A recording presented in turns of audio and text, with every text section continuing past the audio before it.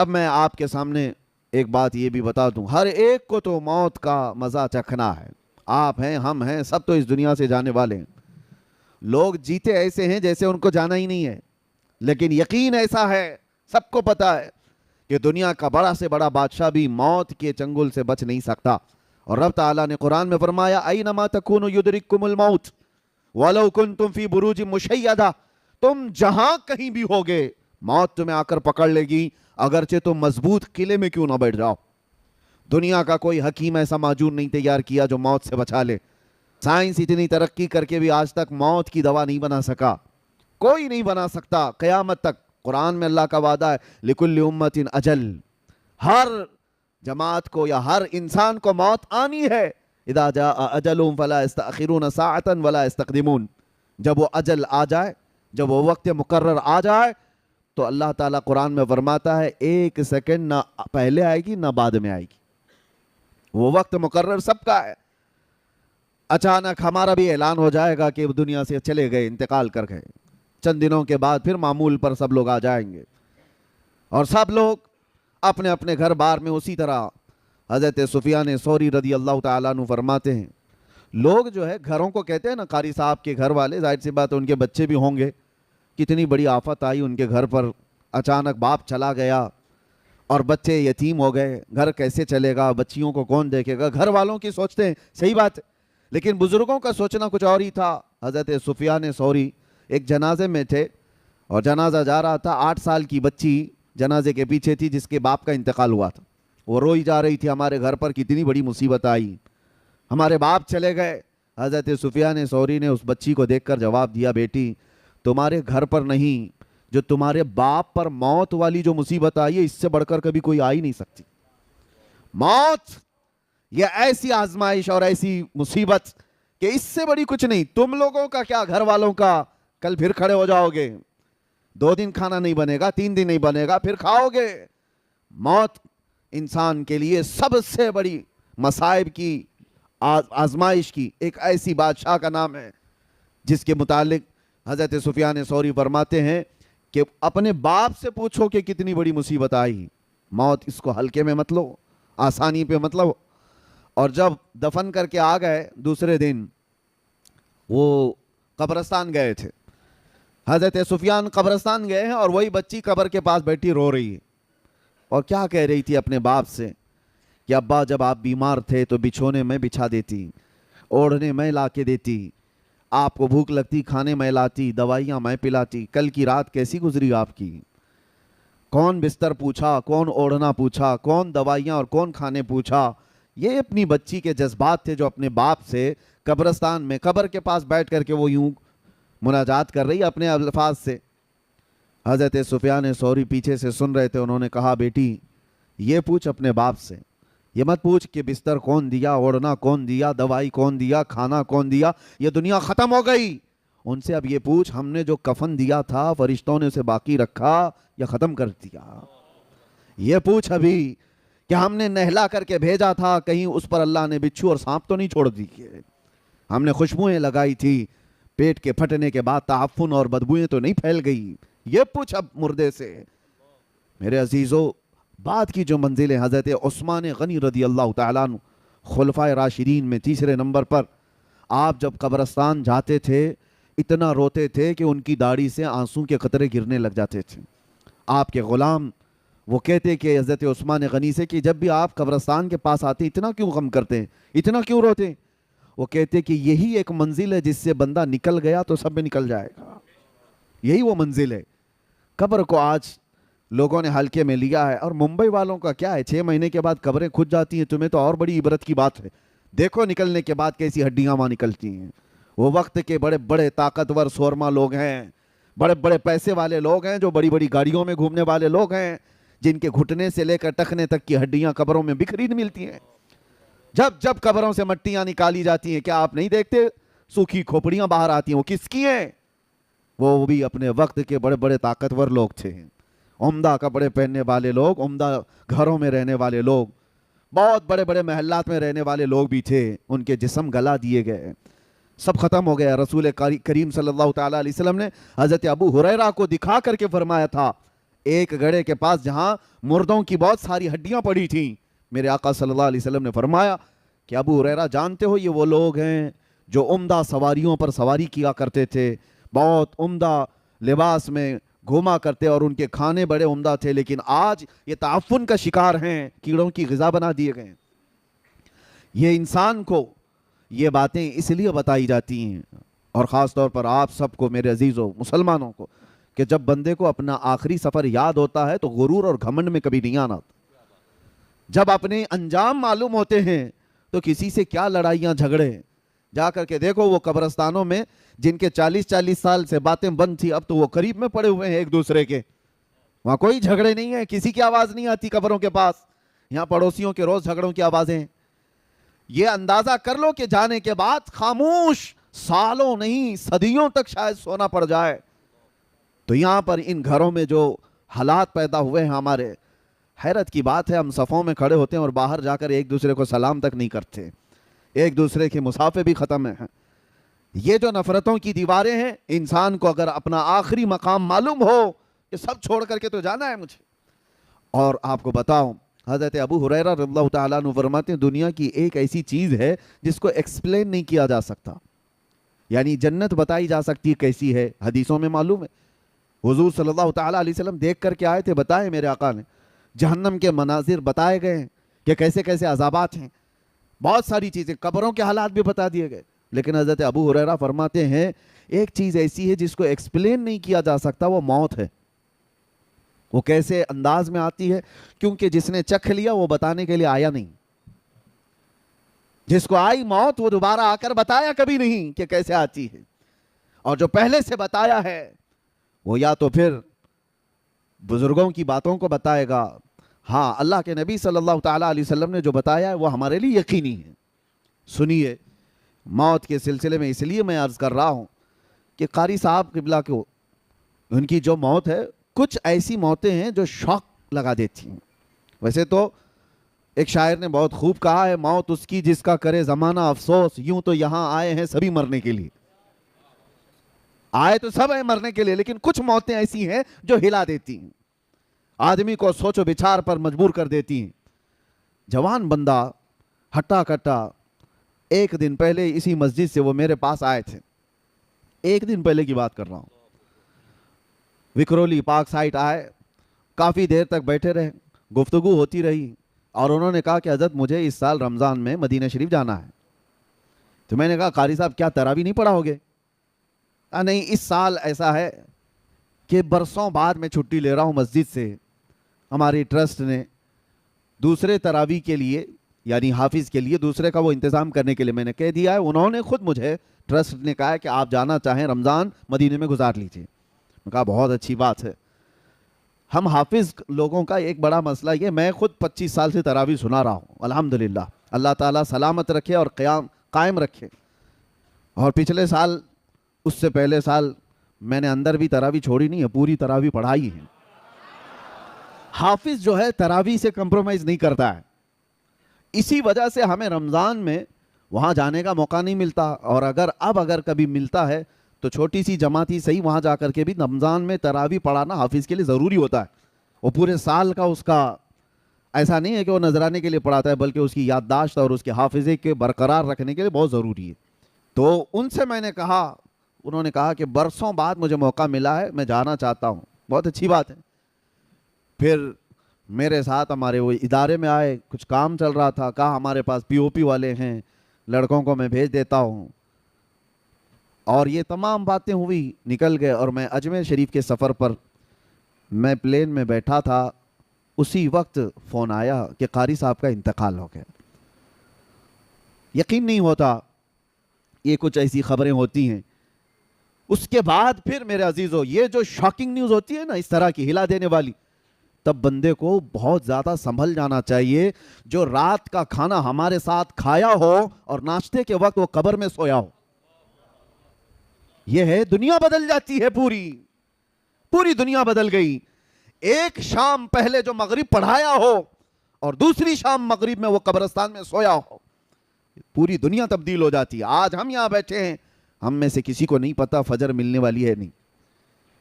یہ موت کا معاملہ اللہ تبارک و تعالیٰ نے اس طرح اسی لیے رکھا ہے کہ بندہ غرور و تکبر میں فرعون نہ بنے.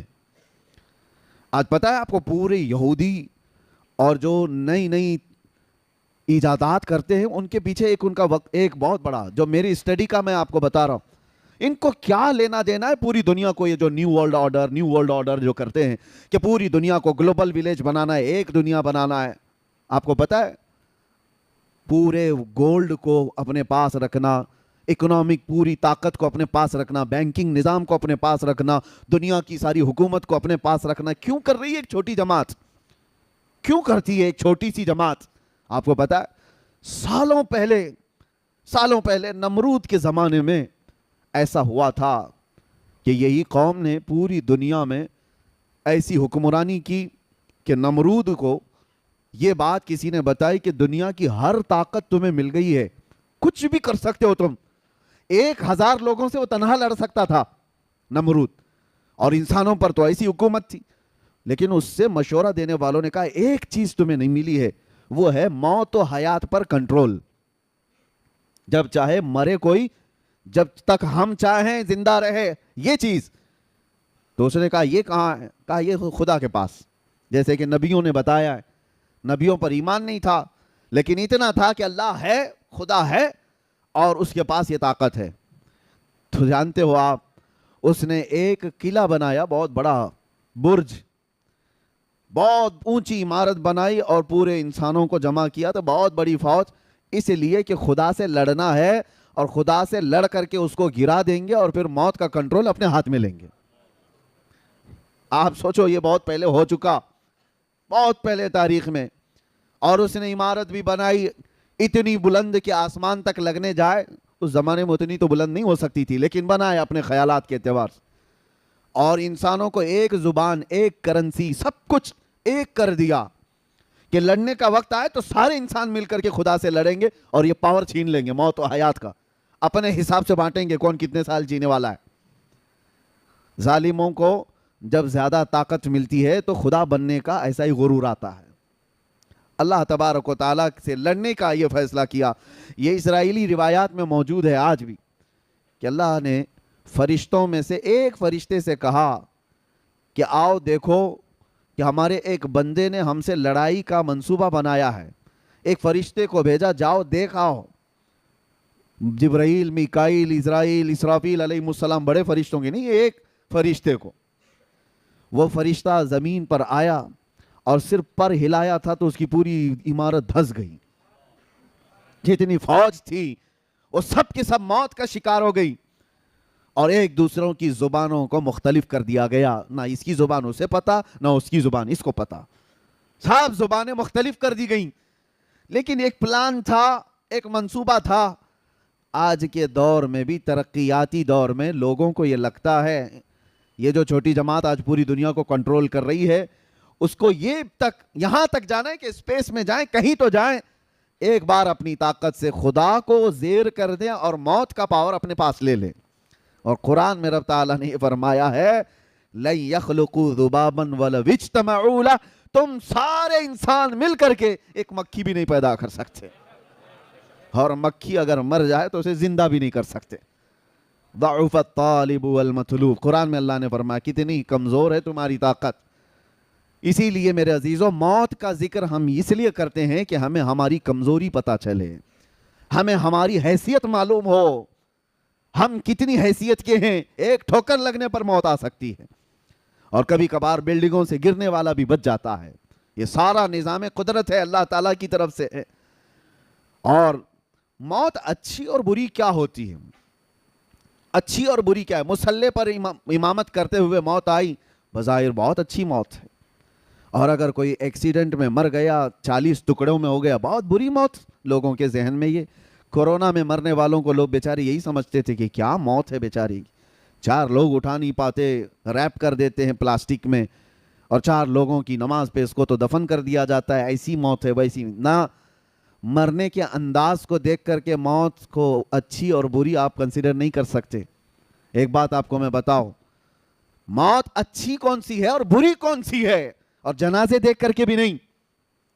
جنازے پھولوں سے سج جائیں, لد جائیں, ہزاروں کی بھیڑ ہو جائے, یہ بھی معیار نہیں, کسوٹی نہیں اچھی اور بری موت کا. اچھی اور بری موت کیا ہے؟ اگر غریب آدمی تنہا بھی مر گیا ہو, ایمان پہ مرا ہو تو سب سے اچھی موت ہے. عشق رسول پہ گیا ہے تو سب سے اچھی موت ہے, اور لاکھوں کی بھیڑ میں کفر پہ مرا ہے تو سب سے بری موت ہے. اور ایمان پہ مراؤ, ایکسیڈنٹ ہوا ہو, 40 ٹکڑوں میں بدل گیا ہو, اسے چیل کوے کھا گیا ہو, شیر کھا گیا ہو, آگ جلا دی ہو, پانی نے نگل لیا ہو, کچھ بھی ہوا ہو, ایمان پہ مرا ہے تو اچھی ہی موت مرا ہے. یہ بات یاد رکھیں آپ, ایمان پہ مراؤ, عشق رسول کے ساتھ گیا ہو, وہ اچھی موت ہے. اور باقی اگر ایمان نہیں تھا مرنے کے وقت, پھر چاہے جتنے جلسے جلوس ہو جائے اس کے, وہ کوئی اچھی موت نہیں. اسی طرح سے یہ بھی کہا گیا ہے مدینے میں مرنے کی تمنا سب کی ہوتی ہے, لیکن مدینے میں مرنے کے بعد جو فضیلت ہے مدینے میں مرنے والے کی, وہ ایمان کے ساتھ مرے تو فضیلت ہے, ورنہ منافقین کو جنت البقیع سے نکال کر پھینک دیا جاتا ہے. یہ بھی بات یاد رکھو آپ, ایمان کی حالت میں جو دنیا سے گیا اور مدینے میں مرا ہے, ارے اس کے کیا کہنے ہیں. ارے وہ قیامت کے دن مومنین کی شفاعت کرے گا. میرے آقا صلی اللہ تعالیٰ علیہ وسلم نے فرمایا جنت البقیع کے اس قبرستان سے 70,000 لوگ ایسے نکلیں گے قیامت کے دن جن میں سے ہر میت 70,000 کی شفاعت کرے گی. وہ فضیلت ہے ان کے لیے, لیکن وہ ایمان کے ساتھ گیا ہو, عشق رسول کے ساتھ گیا ہو. اور اسی لیے ہم تمنا بھی کرتے اللہ تعالیٰ اللہم ارزقنا شہادتاً فی سبیلک و موتاً فی بلد حبیبک, اے اللہ تیرے راستے میں ہمیں شہادت عطا فرما اور تیرے نبی کے شہر میں موت عطا فرما.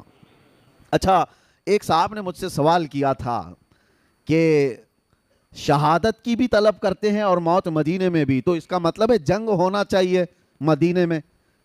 جنگ ہوگی, لوگ ماریں گے تب شہید ہوں گے.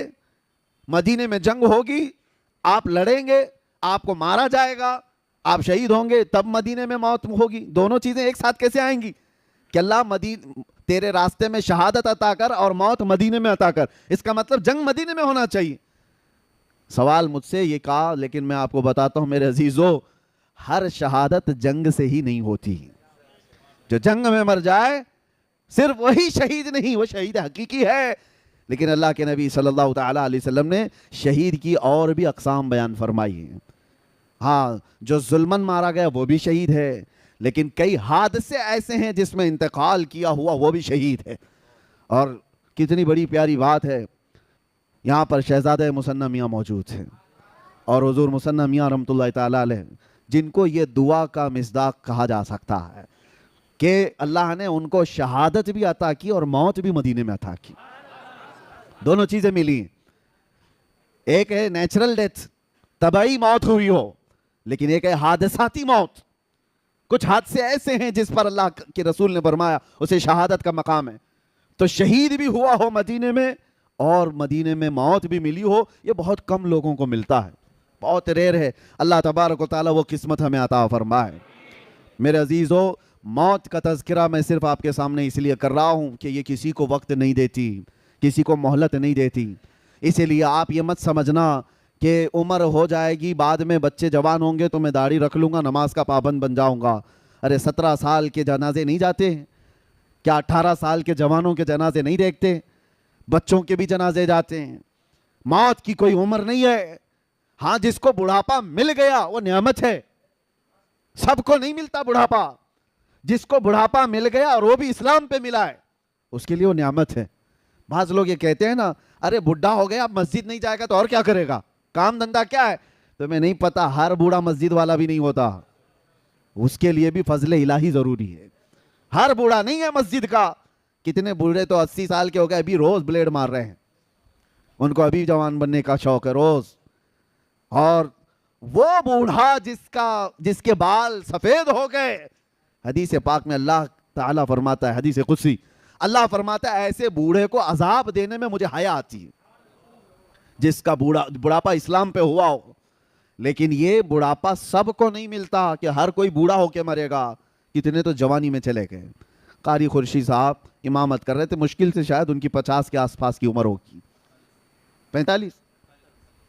48 سال کی عمر, جبکہ نظام یہ بتایا گیا 40 سال کے بعد جوانی شروع ہوتی پہلے. اور قرآن پاک میں جو اللہ تبارک و تعالیٰ نے فرمایا وَلَمَّا بَلَغَ أَشُدَّهُ، یعنی یہ جو شدت والی جوانی اس کو 40 سال کا گیا۔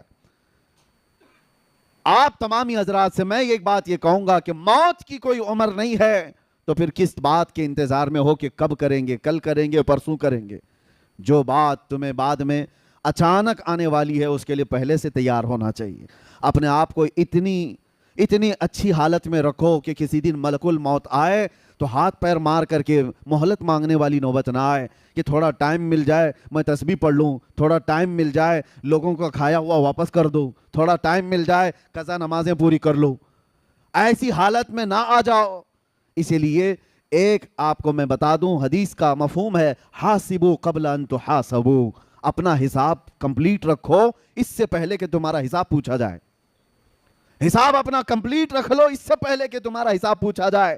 اور موت سب کی ایک طرح کی بھی نہیں ہے۔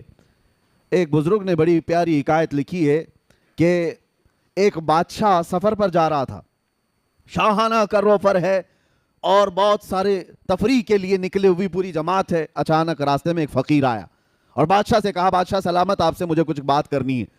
بادشاہ نے کہا یہ میرے آرام کا وقت ہے، تفریح کا ہے، ابھی میں تو پکنک پہ جا رہا ہوں، کیا چاہیے تجھے بول۔ فقیر نے کہا نہیں نیچے اتر آؤ بگی سے، آپ سے مجھے بات کرنی ہے۔ بادشاہ نے کہا بڑا بدتمیز فقیر ہے یہ، بادشاہ کو اس کی بگی سے اتار رہا ہے۔ تو اس نے فوراً حکم دیا وزیروں کو پکڑو اس فقیر کو۔ فقیر نے اپنا جبہ ہوا کیا، کھولا اور اس کے بعد بادشاہ کو کھینچ کر نیچے اتارا اور کہا پہچان مجھے، میں ملک الموت اسرائیل ہوں، میں ملک الموت اسرائیل ہوں۔ بادشاہ اب وہ کپ کپانے لگ گیا، پوچھا کہ آپ کیوں آئے؟ کہا میں کیوں آتا ہوں تمہیں پتا ہے، روح لینے آیا ہوں۔ کہا اسی وقت؟ کہا اسی وقت۔ کہا اتنا وقت دے دیں کہ میں واپس چلا جاؤں یہ سفر کو ختم کر کے اور اپنی سلطنت کے سارے کام بیٹے کو سپرد کر دوں گا۔ کہا اتنا ٹائم نہیں ہے تیرے پاس، میں بہت جلدی، ابھی وقت کافی کم بچا ہے۔ تو اس نے کہا اتنی مہلت دے دیجئے کہ بیوی سے بات کر لوں۔ کہا وہ بھی نہیں ہے۔ اس کو تھوڑی سی بھی مہلت نہیں دی گئی، اسی وقت اس کو گرا دیا گیا اور اس کی روح قبض کر لی گئی۔ جو شاہانہ کروفر کے ساتھ جا رہا تھا اس کو راستے میں اچانک ملک الموت نے روح نکال لی۔ تصویر کا ایک دوسرا رخ بھی ہے سیم۔ ایک عالم ربانی ہے پرہیزگار، وہ اپنے گھر سے جھولا لے کر سامان لینے کے لیے باہر جلدی جلدی جا رہے ہیں، عصر کا وقت ہو چکا ہے اور سامان خریدنے کے لیے جا رہے ہیں۔ راستے میں یہی فقیر آیا، کہا کہ حضور رک جائیے، تھوڑا کچھ بات کرنی ہے آپ سے مجھے۔ وہ عالم دین رک گئے اور کہا کیا بات ہے، جلدی جلدی بات کیجئے، مجھے گھر سے سودا لینے کے لیے، سامان لینے کے لیے جانا ہے اور گھر میں واپس پہنچا کر مسجد میں اذان ہو چکی ہے، جماعت سے نماز پڑھنی ہے، جلدی آپ بتائیے کیا بات ہے۔ فقیر نے کہا آپ نے نہیں پہچانا، میں ملک الموت اسرائیل ہوں۔ اس عالم ربانی نے جھولا پھینک دیا، جو سامان لانے کے لیے جا رہے تھے جھولا پھینک دیا اور کہا کہاں تھے آپ کے انتظار میں کتنی راتیں کٹ گئی کہ آپ آئیں گے، روح نکالیں گے، میں رب سے ملاقات کروں گا۔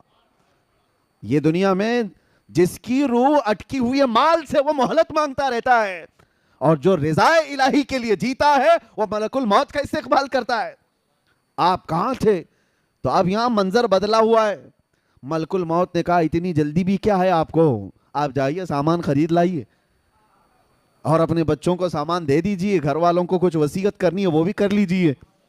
اس عالم ربانی نے کہا آپ کو جس کام کے لیے اللہ نے بھیجا وہ کیجئے آپ، میرے بچوں کا مالک اللہ ہے، وہ مسبب الاسباب ہے، جس نے مجھے کھلایا وہ میرے بچوں کو بھی کھلائے گا، میرا یقین ہے، آپ اپنا کام کیجئے۔ ملک الموت وہاں مہلت نہیں دینا چاہتے اور ادھر کہہ رہے ہیں کہ اور کچھ ہے تو آپ کر لیجئے کام۔ پھر اس عالم ربانی سے کہا کہ اور کوئی آپ کی خواہش ہے؟ اس عالم ربانی نے کہا اگر آپ اتنا وقت لے کر کے آئے ہیں پہلے سے، اتنی مہلت لے کر کے آئے ہیں پہلے سے، تو خواہش اتنی ہے گھر نہیں جاؤں گا، اللہ کے گھر جاؤں گا، جس وقت نماز پڑھ رہا ہوں سجدے کے عالم میں جاؤں، آپ روح نکال لیجیے۔ کیسی خواہش تھی! اور اس عالم ربانی کے ساتھ ان کی خواہش کا خیال کیا گیا، وہ مسجد میں نماز کے لیے گئے اور سجدہ ریز ہوئے، ان کی روح قبض کر لی گئی۔ یہ سب کے ساتھ نہیں ہے کہ ہر کوئی چاہے تو اس کے ساتھ ہو جائے، ان لوگوں کے ساتھ ہے جو اللہ کی رضا کے لیے جیتے تھے، دنیا میں اس کی رضا کے لیے جیتے تھے، تو موت بھی اللہ تعالیٰ ان کی پسند کے حساب سے لیتا ہے۔ یہی تو بات ہے میرے عزیزو، موسیٰ علیہ السلام کی موت کے سلسلے میں جو حدیث ملتی ہے وہ یوں ہی نہیں ہے.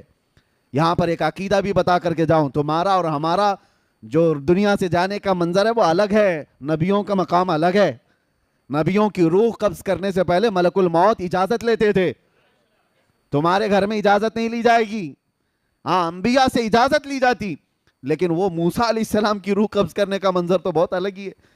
ملک الموت آئے تھے اور ان سے پوچھا کہ اے اللہ کے نبی موسیٰ, آپ کی روح قبض کرنے کے لیے اللہ نے مجھے بھیجا ہے. انہوں نے ایک تماچا لگا دیا, اور کہا جاتا ہے کس نے, موسیٰ پیغمبر نے ملک الموت کو, اور ان کی آنکھ باہر آئی. وہ واپس چلے گئے رب تعالیٰ کے حضور اور کہا اے اللہ تو نے کس کے پاس بھیجا؟ اس نے مار کر کے آنکھ باہر کر تھی. وہ پیغمبرانہ جلال تھا, کسی دوسرے کو کیا ملک الموت چھوڑ دیتے؟ اور کیا کسی کی ہمت تھی؟ یہاں یہ عقیدہ مجھے بتانا ہے, وہ خبیثوں کو سمجھنا چاہیے جو نبی کو اپنے برابر سمجھتے ہیں. کبھی آپ جو برابر کہتے ہیں بڑے بھائی کی طرح, ہماری طرح بشر تھے, تم بھی ملک الموت کو تھوڑا انگلی اٹھا کے دکھاؤ, پتا چلے گا تم کو کہاں پہنچا دیا جائے گا. وہ نبی کی شان ہے, اللہ اپنے محبوبوں کو یہ طاقت دیا ہوا ہے. اللہ تعالیٰ نے یہ نہیں فرمایا کہ نظام میں خلل ہو گیا, نہیں, رب تعالیٰ نے فرمایا اے اسرائیل جاؤ دوبارہ اور ایک گھنے بالوں والا بکرا لے کر جاؤ, اور ان سے کہو کہ اس بکرے کے جسم پر ہاتھ رکھیں, ان کے ہاتھ کے نیچے جتنے بال آئیں گے اتنی عمر ان کی بڑھا دی جائے گی, اتنی زندگی ان کو دی جائے گی. دوبارہ اسرائیل آئے اور موسیٰ علیہ السلام کے پاس بکرا پیش کیا, کہا آپ اس پہ ہاتھ رکھیے, آپ کے ہاتھ کے نیچے جتنے بال آئیں گے اتنی عمر آپ کی بڑھا دی جائے گی. دوسرا کوئی ہو تو کہتا ہے نا کہ 1 سال بڑھ گیا تو چلے ٹھیک ہے, 10 سال بڑھ جائیں گے ٹھیک ہے. موسیٰ علیہ السلام نے کہا ہٹ جاؤ, میں رب سے بات کرتا ہوں. اللہ کریم سے آپ نے کلام کیا اور کہا اے اللہ جب اتنے سال بھی گزر جائیں تب کیا ہوگا؟ رب نے فرمایا موت آئے گی, اس لیے کہ میرا وعدہ ہے کل نفس ذائقۃ الموت, ہر جان والی چیز کو موت کا مزہ چکھنا ہے. موسیٰ علیہ السلام کو اللہ نے کیا فرمایا؟ موت تو آئے گی, جتنے سال بھی ہوں گزر جائیں موت آئے گی. تب موسیٰ علیہ السلام نے کہا جب موت آنا ہی ہے تو اب کیا تب کیا. پھر اسرائیل سے کہا کہ مجھے بیت المقدس کے قریب کر دو. زمین کو لپیٹ دیا گیا, آپ کو دم زدن میں بیت المقدس کے قریب کر دیا گیا. وہاں پر ایک قبر کھودی جا رہی تھی, اس میں حضرت موسیٰ علیہ السلام لیٹے اور کہا اسرائیل سے کہ اب میری روح قبض کر لو. یہ شان ہے نبیوں کی کہ ہر ایک کی موت اس طرح سے نہیں آتی ہے. کچھ موتیں وہ ہیں, اسی لیے موت میں بھی درجات ہیں, موت میں درجات ہیں. ایک حضرت عمر فاروق رضی اللہ تعالیٰ عنہ سے مروی یہ بات ہے, آپ سے پوچھا گیا موت کے آنے کے انداز الگ الگ ہیں؟ آپ نے کہا ہاں. کہا کیسے؟ کہا مومن کی روح اور کافر کی روح نکالنے میں فرق ہے. ایک کافر کی اور ایک بدبخت کی گنہگار کی روح ایسے نکالی جاتی ہے جیسے کانٹوں کی جھاڑی پر ریشم کا کپڑا ڈال کر کھینچو, ریشم کا کپڑا, سلک کا کپڑا ڈال کر کانٹوں کی جھاڑی پر جب کپڑا کھینچیں گے تو اس کے تار کس طرح نکلتے چلے جائیں گے. روح نکلنے کے وقت اس کو ایسا لگے گا ناخن سے اس کی روح نکالی جا رہی ہوگی, شدت کا درد ہوگا. اور پھر آپ سے پوچھا گیا مومن کی روح کیسے نکالی جاتی ہے؟ کہا ایسے جیسے میدے کے گندھے ہوئے آٹے میں بال پھنساؤ تو نکال لیا جاتا ہے. ایک بال گندھے ہوئے آٹے میں پھنسا ہو تو اس کو نکالنے میں کیا محسوس ہو, نہ بال کو پتہ چلے نہ آٹے کو پتہ چلے. تو آپ کے ہاتھ میں ہے کس طرح دنیا سے جانا چاہتے ہو. قرآن میں اللہ نے فرمایا ہے یا ایتھا النفس المطمئنہ ارجعی الی ربک راضیۃ مرضیہ فادخلی فی عبادی وادخلی جنتی. کچھ وہ لوگ ہیں جن کے مرنے سے پہلے ان کے کانوں میں یہ آواز آتی ہے اے پاکیزہ جان کے مالک آ جا اپنے رب کی طرف خوشی خوشی. اللہ فرماتا ہے میرے بندوں میں شامل ہو جا, میری جنت میں داخل ہو جا. اور حدیث پاک میں ہے کچھ گنہگار ایسے ہیں جن کے مرنے سے پہلے کانوں میں آواز آتی ہے یا ایتھا النفس الخبیثہ, اے برے جان کے مالک اخرجی من الجسد الخبیث, گندے جسم سے نکل جا. اللہ کا یہ حکم ہوتا ہے گندے جسم سے نکل جا اور میرے بندوں سے دور ہو جا, جہنم میں داخل ہو جا. اور وہ اس آواز سے ہی تڑپ جاتا ہے, چہرہ بدل جاتا ہے, موت کے وقت جو ڈر طاری ہو جاتا ہے.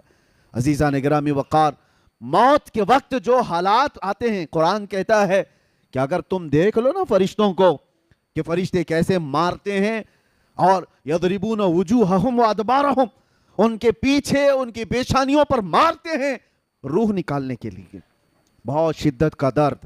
اور کہا گیا سکرات کا وقت ایسا کہ مکھی بھی اگر اس کے جسم پر بیٹھے تو پہاڑ کی طرح لگتا ہے، اس کے لیے پانی کا ایک قطرہ ایک ندی کے برابر لگتا ہے. یہ موت کے انداز ہیں. میں گفتگو سمیٹتے ہوئے اب آپ کو بتاؤں میرے عزیزو، یہی بات امام اعظم ابو حنیفہ سے پوچھی گئی. اب یہ ہمارے ایمان کی بات کر رہا ہوں، توجہ، کیسے مرنا چاہتے ہو سن لو. امام اعظم ابو حنیفہ سے کسی نے سوال کیا کہ سنا ہے بدبخت اور گنہگار کی موت بڑے دردناک انداز سے آتی ہے اور ایک عاشق رسول کی موت بڑی خوشحالی کے ساتھ آتی ہے، وہ خوشی خوشی دنیا سے جاتا ہے. ایسا کیوں ہوتا ہے جبکہ روح نکالنے والا ایک ہی ہے، فرشتہ ایک ہی ہے؟ درد کیسے ہوتا ہے؟ روح ایک ہی ہے. آپ نے کیا کہا جانتے ہو؟ امام اعظم نے کہا جا سورہ یوسف پڑھ لے تجھے سمجھ میں آ جائے گا. سورہ یوسف قرآن پاک کی سورہ 13ویں پارے میں حضرت امام اعظم ابو حنیفہ نے کہا جا یہ پڑھ لے. وہ پڑھ کر کے آیا، اس میں موت کا کہیں ذکر ہی نہیں ہے کہ کیسے کافر کی موت آتی ہے کیسے مومن. ارے اس میں تو یوسف و زلیخا کے واقعات ہیں. وہ آ کر کے کہا اس میں مجھے کہیں کچھ ملا نہیں. کہا پھر سے پڑھ کر کے آ. پھر پڑھ کر کے آیا، کچھ نہیں ملا. موت کے نکلنے کا یا روح کے نکلنے کا کوئی منظر اس پہ نہیں ہے. امام اعظم نے پوچھا پھر کیا پڑھا تو نے؟ کہا اس میں تو اللہ تعالیٰ نے یوسف علیہ السلام کے بچپن سے لے کر کے ان کے وزارت عظمیٰ تک کے واقعات بھی بیان فرمائے. کہا اس میں زلیخا کا واقعہ تو پڑھا ہے؟ کہا کیا ہے واقعہ؟ اس نے کہا زلیخا یوسف علیہ السلام کے حسن پر فدا ہو گئی تھی، دیکھ کر کے فدا ہو گئی. شہر کی عورتوں نے ان کو تانا دینا شروع کیا زلیخا کو کہ ایک جوان لڑکے پر تو فدا ہو گئی، اس لیے کہ ان عورتوں نے یوسف کو دیکھا نہیں تھا، تانے مار رہی تھی. تو زلیخا نے کیا کیا؟ ایک دعوت کی ان سارے رئیس عورتوں کی اور گھر میں بلایا اور سب کے ہاتھوں میں ایک لیمو دیا اور ایک ہاتھ میں چاقو دیا اور کہا جب میں کہوں گی تب یہ لیمو کاٹنا. بڑی بڑی رئیس عورتیں بیٹھی تھی. اسی عالم میں یوسف علیہ السلام کو زلیخا اس حال میں بلاتی ہیں. یوسف علیہ السلام کا حسن ایسا تھا، جمال ایسا تھا کہ جو دیکھتا تھا وہ پلکیں جھپکانا بھول جاتا تھا. جیسے ہی یوسف علیہ السلام داخل ہوئے، ادھر سے زلیخا نے آواز دی کہ اپنے اپنے ہاتھوں میں موجود لیمو کاٹ دو. عورتیں یوسف علیہ السلام کو دیکھنے میں ایسے ماہ ہو گئیں، مگن ہو گئیں کہ ان کے ہاتھوں سے لیمو گر گیا، 4 انگلیاں کٹ گئیں. قرآن پاک میں یہ واقعہ موجود ہے. قطعنا ایدیہن، اللہ فرماتا ہے انہوں نے اپنے ہاتھوں کی انگلیاں ہی کاٹ لی. ارے عورت ذات ہے، تھوڑا سا کھروچ آ جائے تو واویلا کرتی ہے، 4 انگلیاں کٹ جائیں پتہ نہیں چلا. ہاں ایک کیفیت انسان پر آتی ہے جب وہ محویت کی کیفیت ہے، یعنی کسی میں گم ہو جاتا ہے تو کٹنے کا درد نہیں ہوتا، پتہ نہیں چلتا. تو اس نے شخص نے امام اعظم سے یہ کہا یہ واقعہ تو میں نے قرآن میں پڑھا ہے لیکن اس کا موت سے کیا لینا دینا؟ امام اعظم نے کہا اسی سے تو لینا دینا ہے. بات در حقیقت یہ ہے ایک مومن صالح، ایک عاشق رسول جب دنیا سے جا رہا ہوتا ہے روح نکالنے کا درد بہت ہوتا ہے، بہت تکلیف تو ہوتی ہے، لیکن ملک الموت ادھر سے آتے ہیں، تاجدار مدینہ ادھر سے آتے ہیں. ادھر سے یہ روح نکال رہے ہوتے ہیں، ادھر وہ جمال مصطفیٰ دیکھ رہا ہوتا ہے، وہ حسین چہرہ دیکھ رہا ہوتا ہے. ارے عورتوں کو یوسف کا حسن دیکھتے دیکھتے انگلیاں کٹنے کا درد نہیں ہوا، مومن صالح کو جمال مصطفیٰ دیکھ کر روح نکلنے کا بھی احساس نہیں ہوگا، پتہ ہی نہیں چلے گا کہ روح کب نکلی. اسی کو تو اعلیٰ حضرت نے فرمایا تھا حسن یوسف پہ کٹی مصر میں انگشت زنا. ہاں میرے عزیزو، یہ اعلیٰ حضرت کا کمال تو دیکھو. 5 چیزیں اس شعر میں فرمایا آپ نے. حسن یوسف پہ کٹی مصر میں انگشت زنا، سر کٹاتے ہیں تیرے نام پہ مردان عرب. کیا کیا اعلیٰ حضرت فرماتے ہیں؟ حسن یوسف پہ، حسن پہ کٹی، حسن یوسف پہ کٹی، کاٹا نہیں ہے انہوں نے، وہ کٹ گئی ہے اور بے خودی میں کٹی ہیں، جان بوجھ کے نہیں کاٹا، کٹی مصر میں. عرب میں نہیں، مصر کی عورتیں ہیں. انگشت یعنی انگلیاں اور زنا عورتیں، اور اس کے بدلے میں دوسرا مصرع دیکھو کمال کا. اعلیٰ حضرت کہتے ہیں وہاں انگلیاں کٹی تھیں اور یہاں سر ہیں عربوں کے، صحابہ کے، تابعین کے، اور وہاں حسن پہ کٹی تھیں، یہاں تو صرف نام پہ کٹنے کو تیار ہے. اور وہ کٹ گئی تھی بے خودی میں، مگر رسول اللہ کے دیوانوں کا حال یہ ہے کہ کٹانا بھی چاہتے ہیں. ایسے نہیں کہ بے خودی میں کٹ گیا سر، نہیں، جان کر کے کہ یہ کہنے پر میرا سر کٹ سکتا ہے پھر بھی کٹانے کو تیار ہے.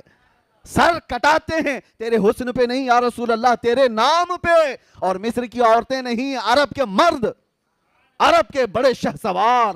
یا رسول اللہ یہ تیری عظمت ہے کہ وہاں حسن یوسف پہ عورتوں کی انگلیاں کٹ گئی تھیں، یہاں صرف آپ کے نام پر بڑے بڑے شہسوار اپنا سر کٹانے کو تیار ہیں.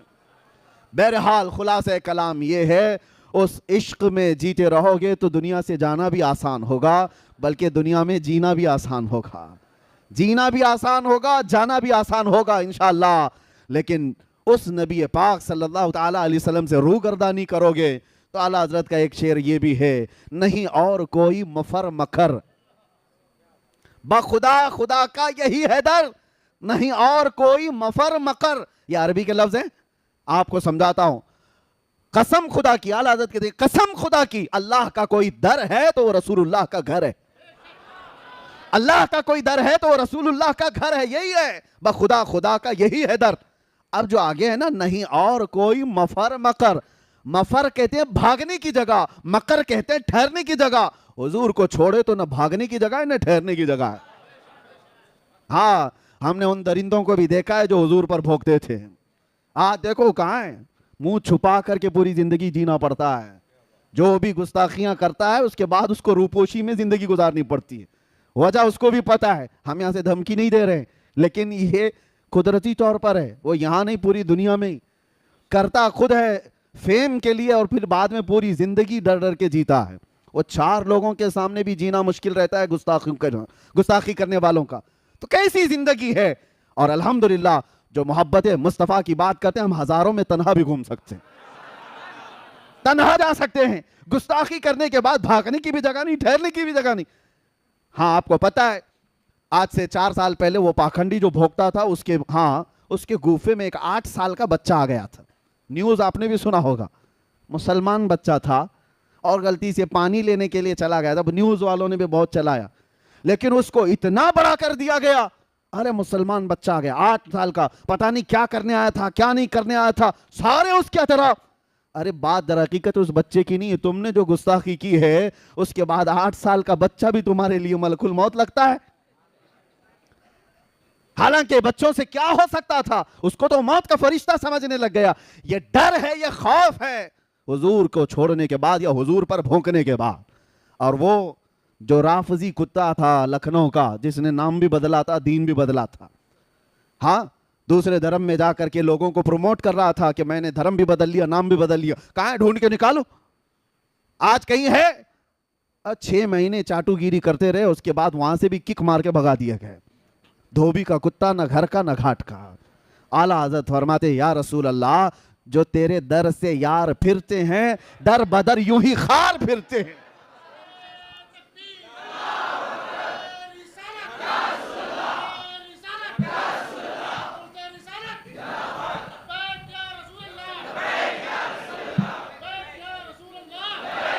یا رسول اللہ جو تیرے در سے یار پھرتے ہیں در بدر یوں ہی خار پھرتے ہیں. اور جو ان کے در سے وابستہ ہوا اس کا حال تو یہ ہے کہ ہر زمانے نے دیکھا ہے، جب تک بکے نہ تھے تو کوئی پوچھتا نہ تھا. یا رسول اللہ تم نے خرید کر ہمیں انمول کر دیا. ارے بلال وہ حبشہ کے رہنے والے، کالا رنگ تھا اور کالے رنگ والوں کو لوگ غلام سمجھ کر کھینچتے تھے اور اپنی غلامی کرواتے بھی تھے. لیکن در مصطفیٰ سے وابستگی کے بعد بلال کا حال یہ ہے کہ ان کو اذان دینے کے لیے کعبے کے چھت پہ چڑھایا گیا اور یہ بتایا گیا محبت مصطفیٰ میں جس نے زخم کھایا ہے کعبہ بھی اس کے قدموں کے نیچے آیا ہے. یہ بتایا گیا ہے دنیا کو. اور جو وابستہ ہوا ہے خاک کے ذروں کو میرے آقا نے ہمدوش سریا کر دیا. خود نہ تھے جو راہ پر اوروں کے ہادی بن گئے. یا رسول اللہ کیا نظر تھی آپ کی، مردوں کو مسیحا کر دیا، مردوں کو مسیحا کر دیا. یہ بات آپ سمجھ کر کے چلو. اس دار فانی میں جینا ہے تو میرے آقا سے وفا کر کے جیو، وفادار بن کر کے جیو. اور جینا بھی آسان ہوگا، جانا بھی آسان ہوگا. اور جب جانے کا وقت ہوگا تو میرے عزیزو وہ تمام تکالیف اور مصائب نہیں ہوں گے جو ہر میت کو پیش آتے ہیں. عاشق رسول کے متعلق کہا گیا ہے، اعلیٰ حضرت نے لکھا ہے کہ عرش پر دھومیں مچیں، وہ مومن صالح ملا فرش پہ ماتم اٹھا وہ طیب و طاہر گیا. اس کا حال یہ ہوتا ہے ملائکہ عرش کے اس کے آنے کی خوشیوں میں دھوم مچانے لگتے ہیں. محبت مصطفیٰ میں فنا رہنے والا وہ عاشق رسول آ رہا ہے. اور ادھر کیا ہوتا ہے؟ پوری روئے زمین اس کے جانے کے غم میں ماتم کنا ہے. سب کے دل محسوس کر رہ جاتے ہیں. زندگی گزارو تو ایسی زندگی گزارو کہ جس کے جانے کا غم پوری دنیا کو ہو اور ملائکہ کو اس کا استقبال ہو. اور اسی لیے ہم کہتے ہیں کہ ملائکہ کو اس کا استقبال ہو. یہ کب ہوگا؟ تم کیا چیز دیکھنے کے لیے دنیا میں جی رہے ہو؟ ہر آدمی اپنے اپنے کچھ نہ کچھ ایکسپیکٹیشن رکھتا ہے. 40 سال کا ہو گیا ہوں, اتنا کمایا ہوں, یہ چاہیے. عام نوجوانوں کی زندگی تو یہ ہے کہ آج ایک کسی حسین لڑکی کو اپنے دامے فریب میں پھنسا لینا, یہ سمجھتا ہے زندگی کا بہت بڑا تیر مار لیا میں نے. کون سا بڑا کام کر لیا؟ ہاں, لڑکیوں کو چیٹنگ کے ذریعے, ڈیٹنگ کے ذریعے, فلاں کے ذریعے, اس کے ذریعے, اس کے ذریعے پھنسا لینا, یہ بہت بڑا کام ہے. تو رم کھاؤ. ارے تم کیا جانتے ہو شہسوار کون تھے اور ہمارے جرنیل اور لیڈر کون تھے؟ کاش آج کا جوان پڑھ لیتا خالد بن ولید کون ہے, جانتا تو یہ سب جو لکھے پکے ہیں یہ سب ختم ہو جاتے. یہ کاجو بادام کی باڈیاں. خالد بن ولید 125 جنگیں لڑی اپنی زندگی میں, 125 جنگیں, اور ایک جنگ میں بھی اللہ نے ان کو شکست نہیں دی. اور جانتے ہو, اسی لیے میں ان کا ذکر کر رہا ہوں, خالد بن ولید جب لڑنے کے لیے جاتے تھے تو ان کے ہاتھ میں جو تلوار تھی وہ 35 کلو کی ہوتی تھی. 35 کلو کی تلوار. اور کہا جاتا ہے کہ تقریباً 30 سے 40 کلو کا وہ ڈھال جس سے تیر بچاتے تھے, اٹھا کے دکھاؤ. اور اس حال میں وہ جنگ کرتے تھے. اور خود خالد بن ولید کہتے ہیں ایک جنگ ایسی ہے, جنگ موتا, جس میں 9 تلواریں میرے ہاتھ سے ٹوٹی ہیں. 9 تلواریں ٹوٹی, پھر بھی پیچھے نہیں ہٹے. اور کون سی طاقت تھی, کون سی قوت تھی خالد بن ولید کے پاس؟ جانتے ہو کیا کھاتے تھے وہ, کس چیز سے بے خوف جیتے تھے؟ بات در حقیقت یہ, ایک جنگ میں یہ لوگوں نے منظر دیکھ بھی لیا. خالد بن ولید اچانک لڑتے لڑتے نرغے میں پھنس گئے اور ایک کافر ان کے سر پر تلوار اٹھا چکا تھا اور آپ کا امامہ گر گیا تھا. خالد بن ولید نے اپنی گردن نہیں بچائی, امامہ بچانے کے لیے آگے گئے. ارے وہ دشمن گردن پر تلوار اٹھایا ہے اور گرا ہوا امامہ اٹھانے چلے گئے. ان کا یقین کیسا تھا, گردن اس وقت تک نہیں کٹے گی جب تک مولا نہیں چاہے گا. امامہ اٹھا لیا, اپنا امامہ لے لیا. وہ سامنے دشمن جو کھڑا تھا وہ حیرت میں ہے. کہا ایک چھوٹا سپاہی بھی ایسی غلطی نہیں کرتا, تم تو سپہ سالار ہو خالد بن ولید, کہ تم ایسے وقت میں جب تلوار تمہاری گردن پر ہو اور تم اپنا کھویا ہوا امامہ اٹھانے جا رہے ہو, یہ پگڑی اٹھانے جا رہے ہو. خالد بن ولید نے جواب دیا تھا, بات در حقیقت یہ ہے میں اپنی طاقت کے بل بوتے نہیں لڑتا, یہ میرے بازوؤں کی طاقت نہیں ہے جو مجھے جرنیل بنائی ہوئی ہے. حقیقی بات یہ ہے اس امامے میں میرے رسول اللہ کے 3 موئے مبارکہ ہیں.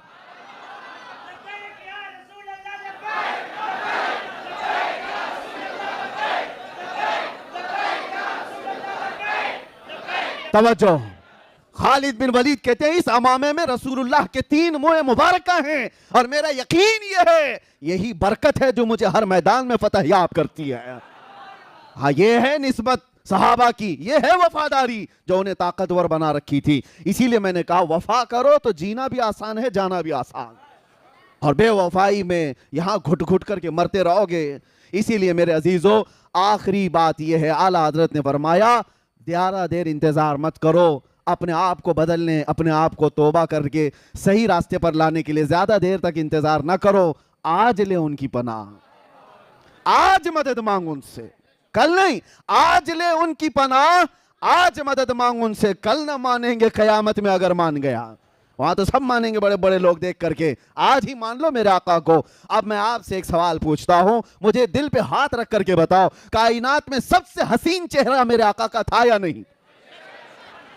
سب سے اعلیٰ اخلاق میرے نبی کے تھے یا نہیں؟ نبی کونین صلی اللہ تعالیٰ علیہ وسلم کی زندگی سب سے اعلیٰ تھی یا نہیں؟ ان کی حدیثیں سب سے سچی, ان کی زبان سب سے سچی, ان کے اخلاق سب سے سچے, ان کا حسن سب سے اعلیٰ. جس جماعت کے پاس ایسا رسول ہو, کسی دوسرے کو دیکھنے کی ضرورت ہی کیا ہے؟ تم ایرے غیرے نتھو کھیرے کے فین بنتے کیوں ہو؟ حیرت ہوتی ہے جب کبھی کوئی کہتا ہے کہ میں فلاں کا فین ہوں, اس کا فین ہوں. جھوٹے ہو آپ, تمامی حضرات جھوٹوں کے فین بنتے ہو, جبکہ تمہیں اللہ تعالیٰ نے بھیجا ہے یہاں پر تمہارے نبی کے لیے. اس کے نہیں بننا، اپنے نبی کے وفادار۔ ہمیں اس کائنات میں جینے کے لیے اللہ تعالیٰ نے بھیجا ہے۔ زندگی یہ نہیں کسی کے لیے، زندگی ہے نبی کی، زندگی ہے نبی کی، اور نہ سمجھ مرتے ہیں زندگی کے لیے، جینا مرنا ہے سب کچھ۔ ہاں اتنی بات یاد رکھو، جب ایسی زندگی گزارو گے نا، طلب کیا ہونی چاہیے؟ کیا تمہارے اسکرین پر ننگی تصویریں دیکھ کر رات گزارنے کی؟ کیا تم بے حیائیوں میں اپنے تنہائیاں گزارنے کی طلب رکھو گے؟ چھوڑ دو ان تمام چیزوں کو، اللہ دیکھ رہا ہے تمہاری تنہائیوں کو بھی، اور ان قریب موت آنے والی ہے، ان قریب آنے والی ہے۔ تم پردے کے ہلنے سے جب خوف کر جاتے ہو کہ کوئی دیکھ لے گا، ارے وہ اللہ خبیر و علیم و بصیر، ہر شے کو دیکھ رہا۔ یہ چیزیں دیکھنے کی طلب میں مت جیو، صرف جینا ہے تو یہ طلب رکھ کر کے جیو جو اعلیٰ حضرت کے شہزادے مفتی اعظم نے کہا تھا، کچھ ایسا کر دے میرے کردگار آنکھوں میں، ہمیشہ نقش رہے روئے یار آنکھوں میں۔ انہیں نہ دیکھا تو کس کام کی ہیں یہ آنکھیں، کہ دیکھنے کی ہے ساری بہار آنکھوں میں۔ حضور کو دیکھنے کی طلب لے کر کے جیو، اور پھر وہ وقت آ بھی جائے گا جب بار بار تم دروازہ کھٹکھٹاتے ہو تو دروازہ کھل ہی جاتا ہے، بار بار کسی کا دروازہ کھٹکھٹائے تو کھل ہی جاتا ہے۔ اور میرا رسول بڑا غیرت مند ہے، آتا ہے فقیروں پہ انہیں پیار، کچھ ایسا خود بھیک دیں اور خود کہیں منگتے کا بھلاؤ۔ روز طلب تو رکھو بارگاہ مصطفیٰ میں، کچھ ایسا کر دو، اور پھر یہ طلب رکھو اور اتنا کہہ دو میرے آقا کی بارگاہ میں۔ یقین ہے نا حضور سنتے ہیں؟ یقین ہے حضور سنتے ہیں؟ تو پھر یہ کیوں نہیں کہتے یا رسول اللہ، سنا ہے آپ ہر عاشق کے گھر تشریف لاتے ہیں، سنا ہے آپ ہر عاشق کے گھر، ارے میرے گھر میں بھی ہو جائے چراغا، میرے دل میں بھی ہو جائے چراغا۔ جب یہ طلب لے کر جیو گے، ایک دن دروازہ کھلے گا، ایک دن رحمت کا دروازہ کھلے گا، اور نہ جانے وہ ہمارا گھر خوشبوؤں سے مہک جائے گا۔ اور پھر اس حال میں تمہاری موت آئے اور ہماری موت آئے تو کس شان سے آتی ہے پتہ ہے؟ کس شان سے؟ ہم نے پوچھا تھا بزرگوں سے کہ جب ہمارے جنازے جاتے ہیں تو ان کو سفید کپڑے عطر لگا کر خوشبوؤں میں ملوث، اور اس کے بعد ملبوس، اور اس کے اچھے کپڑوں میں ملبوس، سرما بھی لگائے، پھولوں سے سجائے۔ ارے یہ تو دولہے کے ساتھ ہوتا ہے، مردے کے ساتھ کیوں؟ مردہ ہے، مر گیا، اب اس کو کیا کپڑے، مٹی میں تو جا رہا ہے، عطر اس کو کیوں؟ تھوڑی دیر کے بعد تو بند ہونے والی ہے قبر، یہ سرما کیوں بند آنکھوں پر؟ اور یہ پھولوں سے سجا ہوا جنازہ کیوں جا رہا ہے جیسے شادی میں جا رہا ہے؟ بزرگوں نے کہا بیٹا وہ آج زیارت مصطفیٰ کے لیے جا رہا ہے۔ آج جو ہمارا جنازہ جا رہا ہے، کسی سنی کی بات کر رہا ہوں، اس کی بات نہیں کر رہا جو مر گیا مردود، نہ فاتحہ نہ درود، اسے کیا دیکھنا ہے؟ سنی کی بات کر رہا ہوں۔ وہ جنازہ جاتا ہے تو بڑی شان سے جاتا ہے، اس لیے ہمارے بزرگوں نے یہ رواج رکھا تھا، لوگ دیکھ کر کے حش حش کریں آج کی رات یہ میرے مصطفیٰ کی زیارت کے لیے جا رہا ہے۔ ہاں یہی ہے شب گور بھی اسی گل سے ملاقات کی رات، ہاں اسی گل سے ملاقات کی رات۔ اور جب قبر میں جائیں گے ہوگا کیا؟ منکر نکیر کو آنا ہے، نیلی آنکھوں والے کالے چہرے والے زمین کو دانتوں سے نکالتے ہوئے آئیں گے اور جھنجھوڑ کر کے اٹھا کر سوالات پوچھیں گے، بتا تیرا رب کون ہے، بتا تیرا دین کیا ہے۔ اور پھر تیسرا سوال وہی ہے جو سب پھنستے ہیں اکثر، حضور کو دکھا کر کے ان کے بارے میں کیا کہتا تھا۔ بات یہی ہے، بہت سارے تو جواب دے دیں گے میرا رب اللہ ہے، میرا دین اسلام ہے، لیکن فرشتے سوال میں وہاں پر چینجنگ کر دیتے ہیں۔ آپ کو پتا ہے فرشتے پہلے 2 سوال میں پوچھتے ہیں تیرا رب کون ہے، تو کیا جواب ہوگا؟ میرا رب۔ سوال پر توجہ رکھو، لفظ پر، کون ہے۔ وہ یہ نہیں پوچھ رہے کون تھا، یہ پوچھتے ہیں کون ہے۔ اور دوسرا سوال بھی فرشتے کہتے ہیں تیرا دین کیا ہے، فرشتے یہ نہیں پوچھتے تیرا دین کیا تھا، کیا پوچھتے ہیں تیرا دین کیا ہے، وہ کہتا ہے اسلام۔ لیکن تیسرے سوال میں فرشتے چینج کر جاتے ہیں، ما کنت تقول فی حق ھذا الرجل، حضور کو دکھا کر کہتے ہیں یہ کون ہے، نہیں پوچھتے ہیں ان کے بارے میں کیا کہتا تھا۔ ہاں یہ اب بھی کیا کہہ رہا وہ نہیں، پہلے کیا تھا، اپوزیشن میں تھا کہ ادھر تھا۔ ان کو دکھا کر کے حضور کو فرشتے کہتے ہیں ما کنت تقول، کیا کہتا تھا حضور کے بارے میں۔ ہاں تو وہ پھر حضور کو جو کہتا تھا اسے کہنا پڑے گا۔ ہاں وہ خبیث کیا کہے گا جو پیٹھ پیچھے کا علم نہیں کہتا تھا، جو وہ کیا کہے گا جو اپنے بڑے بھائی کی طرح کہتا تھا، حضور کو کمتر سمجھتا تھا معاذ اللہ، وہ کیا کہے گا، وہ ہاں لا ادری، نہیں معلوم کیا کہوں گا۔ وہ تو سنی کی قسمت ہے جو کہے گا سارے اچھوں میں اچھا سمجھیے جسے، ہے اس اچھے سے اچھا ہمارا نبی، سارے اونچوں سے اونچا سمجھیے جسے، ہے اس اونچے سے اونچا۔ ارے جس کے طلبوں کا دھون ہے آب حیا ہے وہ جان مسیحا. ہم تو نبی کو کیا کہتے تھے, قبر میں جھوم کر کہیں گے سرور کہوں کہ مالک و مولا کہوں تجھے, باغ خلیل کا گل زیبا کہوں تجھے. اللہ رے تیرے جسم منور کی تابشیں اے جانے جام میں جانے تجلا کہوں تجھے. تیرے تو وصف عیب تناہی سے ہیں بری, حیران ہوں میرے شاہ میں کیا کیا کہوں تجھے. لیکن رضا نے ختم سخن اس پہ کر دیا, ارے خالق کا بندہ خلق کا آقا کہوں تجھے. ہم یہ کہیں گے. اور اتنا ہی نہیں, عاشق ایک اور منزل آگے بڑھ کر کہتے ہیں ارے جواب دینے اور سوال کرنے کی نوبت بعد میں آئے. ایک وہ عاشق ہے جو ایک منزل اور آگے ہے, وہ منکر نکیر سے کیا کہتا ہے پتا ہے, اب تو پائے ناز سے اے فرشتوں کیوں اٹھوں, ارے مر کے پہنچا ہوں یہاں اس دل ربا کے واسطے. اس دل ربا کے واسطے مجھے آنے کے لیے, انہیں دیکھنے کے لیے مرنا پڑا ہے. تم سوال جواب پہ لگے ہو, ان کے لیے تو مرا ہوں. اسی لیے بس اب گفتگو ختم کرتے ہیں. ہماری کل کائنات, ہمارا کل سرمایہ, ہماری زندگی, ہمارا متاع حیات, سب کچھ جان مصطفیٰ ہے, اور جان کائنات ہے. وہ پروردگار کے محبوب ہیں جس کے لیے اللہ تعالیٰ نے ہمیں اس جیتی جاگتی دنیا میں بھیجا ہے. تو صرف اور صرف امانت یہ ہے, سچائی یہ ہے, ہم یہ کہیں بارگاہ مصطفیٰ میں یا رسول اللہ ایرے غیرے نہ تو کھیرے کے لیے اب زبان نہیں کھلے گی. جیوں گا تو دوسروں کے لیے نہیں جیوں گا, جو کچھ بھی کروں گا آپ کی مرضی کے مطابق. دہن میں زبان, بدن میں ہے جان, ہم آئے یہاں اٹھے بھی وہاں, زمین و زمان, مکین و مکان, چنین و چنا, اور بنے دو جہاں. لبیک یا رسول اللہ, لبیک یا رسول اللہ.